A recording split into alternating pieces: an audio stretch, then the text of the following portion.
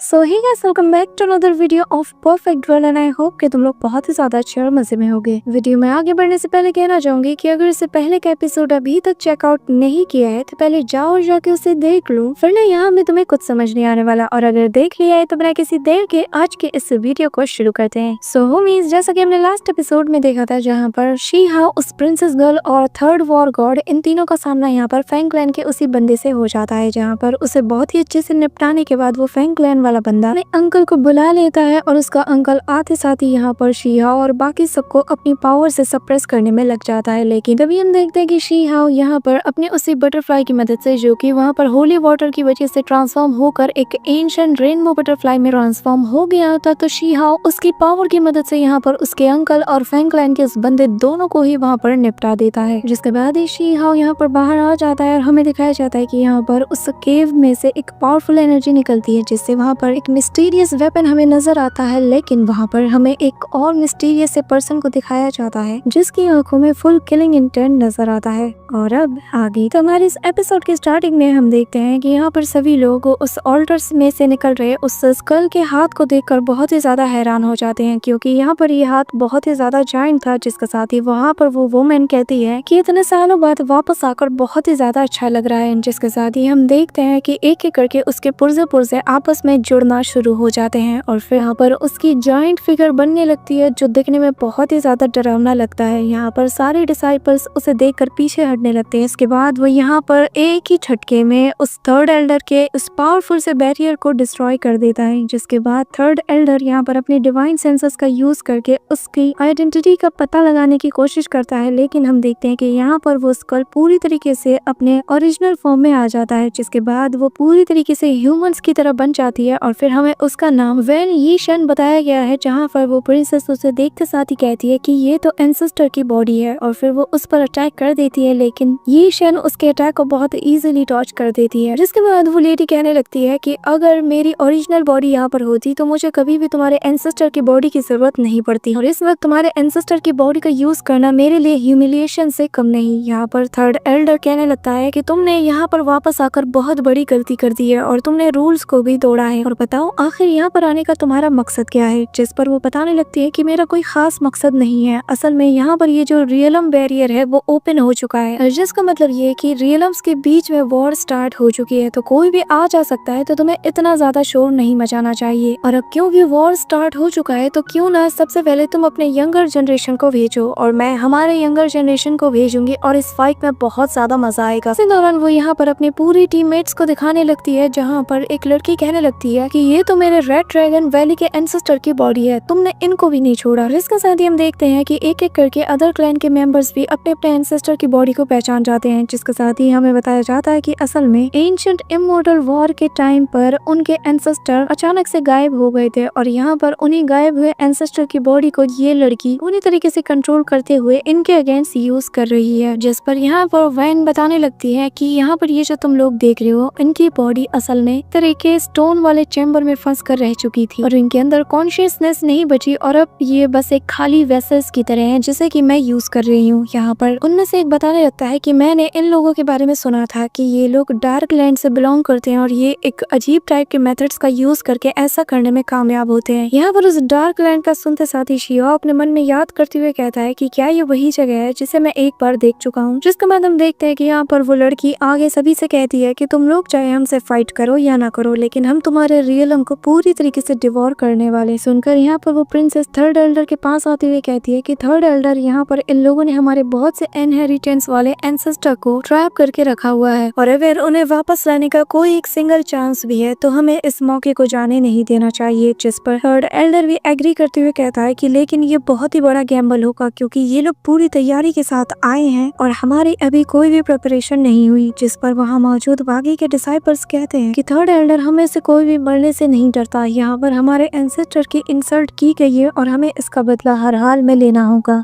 जो सुनकर हम देखते हैं कि बाकी के डिसाइपल्स भी उससे अग्री करने लगते हैं, जिसके साथ यहाँ पर थर्ड एल्डर कहता है कि ठीक है फिर अगर तुम सब लोग यही चाहते हो तो हम इनके अगेंस्ट फाइट जरूर करेंगे। ये कहते साथ ही वो अपना हाथ ऊपर करता है जहाँ पर एक बड़ा सा पोर्टल ओपन होता है जिसके अंदर से एक जायंट स्क्रोल बाहर आता है। बाद हम देखते हैं कि वो यहाँ पर उस एंशिएंट रियलम मैप का यूज करना शुरू कर देता है जिससे उसके अंदर से बहुत बड़े स्ट्रक्चर बाहर की तरफ निकलना शुरू हो जाते हैं। जिसके साथ ही यहाँ पर वो थर्ड एल्डर बताने लगता है कि आज यहाँ पर हम तुम्हें हराकर हमेशा हमेशा के लिए इस वॉर को एंड कर देंगे। जिसके साथ ही हम देखते हैं कि यहाँ पर एक बड़ा सा पोर्टल ओपन हो जाता है जिसके अंदर की फर्स्ट जनरेशन और यहाँ पे बाकी के लोग आपस में फाइट करने वाले होते हैं कि तभी यहाँ पर थर्ड एल्डर सभी को बताने लगता है कि मैंने एक एस्केप बाउंड्री को सेट कर दिया है, तो अगर तुम में से किसी को भी जान का खतरा हो तो तुम लोग वहाँ से निकल सकते हो। जिसके बाद हम उसी वुमेन को देखते हैं जहाँ पर वो अपने साथियों के साथ उस पोर्टल के थ्रू एंटर हो जाती है। जिसके बाद बाकी के डिसाइपल्स भी एक एक करके उस पोर्टल के थ्रू बैटलफील्ड वाले एरिया में एंटर होने लगते हैं। जिसके बाद वैंग शी यहाँ पर शीहाओ को वही क्राउन देते हुए कहती है कि इसे पहन लो ताकि हम एक दूसरे के कांटेक्ट में रह सके। इसके बाद शीहाओ उसे पहनते हुए कहने लगता है कि मुझे वैंग फैमिली का कवर बहुत ही ज्यादा काम आने वाला है, इसलिए मुझे फिलहाल के लिए इसे यूज करना होगा। इसी दौरान सीन शिफ्ट होता है और हमें एंशिएंट इमॉर्टल फॉरेस्ट का सीन दिखाया जाता है जहाँ पर वही बैम्बू वॉर गॉड मौजूद होता है, जहाँ पर वो आते साथ ही फाइट करना शुरू कर देता है, जहाँ पर उसका मुकाबला एक लेडी से होता है जो कि एनिमल्स को कंट्रोल कर सकती थी और वो यहाँ पर अपने एक जायंट पैंथर से उस पर अटैक करवा देती है, जो देखकर यहाँ पर वो बैम्बू वॉर गॉड भी अपने एक पोर्टल को ओपन कर लेता है और जिसके अंदर से हम देखते हैं कि उसका डिवाइन बीस्ट बाहर आ जाता है जो कि देखने में बहुत ही ज्यादा जायंट था। इसी दौरान सीन शिफ्ट होता है और हमें यहाँ पर उसी प्रिंसेस को दिखाया जाता है जहाँ पर उसे हंसने की आवाज आती है और उसका सामना एक स्नेक मास्टर से हो जाता है जिसके पास बहुत सा पॉइजनस गैस उड़ता हुआ नजर आता है, जो कि आते साथ ही अपने स्नेक से उस पर अटैक करवा देता है। लेकिन अभी यहाँ पर वो प्रिंसेस अपने शील्ड से उसे रोक लेती है और फिर यहाँ पर वो स्नेक मास्टर कहने लगता है कि तुम्हारी जैसी ब्यूटी मैंने आज तक नहीं देखी और तुम तो हमारे डीमन लॉर्ड को सर्व करने के लिए बिल्कुल परफेक्ट हो। जिस पर हम देखते हैं कि वो काउंटर अटैक करते हुए कहते हैं कि अपनी बकवास बंद कर। इस दौरान सीन शिफ्ट होता है और हमें मिस वैंग शी को दिखाया जाता है जहाँ पर उसके ओपोनेंट को वो देखते साथ ही यहाँ पर अपने बीस्ट फॉर्म को वहाँ पर समन करते हुए कहती है कि मैं चिट चैट पे यकीन नहीं रखती तो बेहतर होगा कि जल्द से जल्द फाइट को शुरू करूं। जो कहते साथ ही हम देखते हैं कि वो उस पर अटैक करना शुरू कर देती है। इसी दौरान सीन शिफ्ट हो जाता है और हमें शीहाओ को दिखाया जाता है जहाँ पर वो एक अलग ही जगह पर खुद को पाता है। तभी यहाँ पर जैसे ही वो चलता है उसका पैर यहाँ पर एक कटे हुए हाथ से टकरा जाता है, जो देखकर शीहाओ अपने डिवाइन सेंसेस का यूज करना शुरू कर देता है, जहाँ पर उसे एक डरता हुआ बंदा मिल जाता है जिसके पास वो पहुंच जाता है। और जैसे ही ध्यानचंद एकेडमी का ये डिसाइपल शीहाओ को देखता है तो वो पहले इसे अपना दुश्मन समझता है लेकिन फिर थोड़ा ठंडा हो जाता है। तभी यहाँ पर वो शीहाओ से कहने लगता है कि दूर हो जाओ, यहाँ पर कोई है। यहाँ पर उसे डरता हुआ देखकर शीहाओ कहता है कि आखिर तुम्हें क्या हुआ, लेकिन जिस पर वो बंदा चीखते हुए कहता है कि मैंने कहा ना यहाँ से चले जाओ, कि तभी हम देखते हैं कि अचानक से कोई आता है और उस बंदे के टुकड़े टुकड़े कर देता है। इसकी बॉडी हवा में फ्लोट होने लगती है कि तभी यहाँ पर शीहाओ ये सारा नजारा देखते हुए मन में सोचता है कि आखिर यहाँ पे कौन है। यहाँ पर शीहाओ को अपने उस इनविजिबल दुश्मन का ऑरा तो फील हो रहा था लेकिन वो उसे कहीं भी नजर नहीं आ रहा था। इसी मौके पर हम देखते हैं कि यहाँ पर उसका वो इनविजिबल दुश्मन उस पर अटैक कर देता है जिससे शीहाओ डॉज कर जाता है और फिर वो यहाँ पर अपनी गोल्डन वाइन से उसे जकड़ने की कोशिश करता है। तभी उसे यहाँ पर एक आवाज सुनाई देती है जो कि उससे कहती है कि मानना पड़ेगा तुम्हारा ये मूव काफी ज्यादा इम्प्रेसिव था। जिसका नेक्स्ट सीन में हम देखते हैं कि शीहाओ वहाँ से दूर जाने लगता है, जो देखकर वो क्रिएचर भी उसका फॉलो करना शुरू कर देता है कि तभी यहाँ पर उसे उस क्रिएचर की आंख नजर आती है जो कि बहुत ही बड़ा था। तभी हम देखते हैं कि वो बीस्ट जैसे ही शीहाओ पर अटैक करने वाला होता है तो वो सेकंड्स के लिए अपने असली रूप में आ जाता है। इसी का फायदा उठाकर यहाँ रिवर्स में जंप करते हुए एक पोर्टल को ओपन करता है जिससे वहाँ पर एक बीस्ट को वो समन कर लेता है और फिर जैसे ही उससे अटैक करवाता है हम देखते हैं कि यहाँ पे इस बीस्ट का वो जो इनविजिबल बैरियर था वो पूरी तरीके से डिस्ट्रॉय हो जाता है। इसके बाद वो बीस्ट शीहाओ की तरफ देखते हुए हंसते हुए कहने लगता है कि मानना पड़ेगा तुम बहुत ही ज्यादा ताकतवर हो। हालांकि मेरे मास्टर ने मुझे यहाँ पर 9 हेवन एंड अर्थ के कुछ पावरफुल टेक्निक्स के लिए भेजा था, लेकिन मुझे यकीन है कि जब मैं तुम्हें ले जाऊंगा उनके सामने तो वो बहुत ही ज्यादा खुश हो जाएंगे और मुझे यकीन है कि तुम्हारे पास कोई ना कोई टेक्निक्स तो जरूर होगी जिससे मेरा मास्टर बहुत ही ज्यादा खुश हो जाएगा। यहाँ पर उसकी ये सारी बात सुनकर शीहाओ अपने मन में कहने लगता है कि अगर मैंने इसे ऐसे ही खुला छोड़ दिया तो इसके जैसा बीस्ट हम सबकी स्ट्रेंथ को बहुत ही ज्यादा कम कर देगा। इसी दौरान हम देखते हैं कि यहाँ पर वो बीस्ट उससे कहने लगता है कि तो क्या हुआ कि अगर तुम्हें मेरे टेक्निक्स का पता चल गया लेकिन तुम फिर फिर भी मुझे नहीं हरा सकते। जो सुनकर शी-हाओ यहाँ पर अपने दोनों मिथिकल बीस्ट को आपस में फ्यूज करके एक पावरफुल से फॉर्मेशन को बनाने लगता है, जिससे 10,000 फेदर पियर्सिंग टेक्निक का वो यूज करता है। और फिर एक के बाद एक में से हजारों की तादाद में फेदर्स किसी नुकीले कांटों की तरह उस बीस्ट पर लग रहे होते हैं। और ये सब कुछ बस शी-हाओ के एक इशारे से हो रहा होता है। जिसके बाद शी-हाओ कहता है कि चलो अब देखते हैं कि यहाँ से कौन एस्केप कर सकता है। यहाँ पर शी-हाओ के इस अटैक को देखकर, जिसमें कि उसने अपनी कुन-पेंग टेक्निक का यूज किया था, वो बीस्ट पूरी तरीके से शॉक्ड हो जाता है और वो खुशी के मारे हंसते हुए कहता है, तुम्हारी ये कुन-पेंग टेक्निक बहुत ही ज्यादा कमाल की है। ये ऐसी टेक्निक है कि जिसे मेरे एंसेस्टर ने भी आज तक कभी टेस्ट नहीं किया। ये कहते साथ ही हम देखते हैं कि वो क्रिएचर यहाँ पर अपने अंदर इंटेंस अमाउंट में थंडर एनर्जीज को गैदर करना शुरू कर देता है। और फिर वो शी-हाओ से कहने लगता है कि चलो भी, तुम्हें किस बात का इंतजार है। यहाँ पर ये देखते साथ ही शी-हाओ अपने उन्हें 5 मैप्स को निकाल लेता है और फिर उनसे यहाँ पर एक स्टार शेप पावरफुल फॉर्मेशन को यूज करना शुरू कर देता है और अपने मन में कहता है कि दूसरे रियलम के क्रिएचर और उनके मास्टर को कम नहीं आंक सकते, क्योंकि यहाँ पर ये वो टेक्निक्स को यूज कर रहा है जो यहाँ के हायर लेवल के बीस्ट भी यूज नहीं कर पाते। यहाँ पर हम देखते हैं कि शी-हाओ अपने इस फॉर्मेशन को बना लेता है। उसके